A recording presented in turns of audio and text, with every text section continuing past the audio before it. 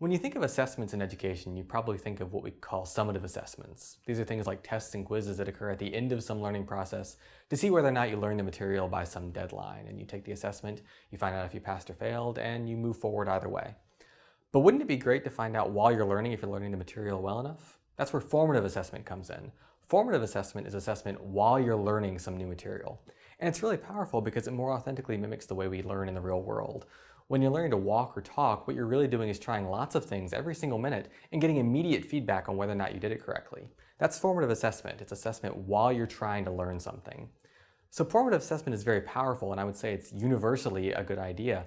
The difficulty is it's very difficult to do in a regular classroom. When you have one teacher and 20 or 30 students, how do you have that one teacher give all those students individual feedback on what they're doing wrong all at the same time? It just can't be done.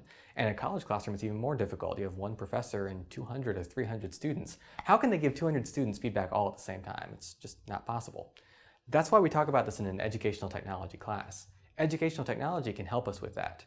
Educational technology can develop tools that give students individual feedback on what they're doing while they're doing it. We can use artificial intelligence to give every single student some individualized feedback on what they did wrong on that latest iteration, all at the same time, even if everyone is doing something different.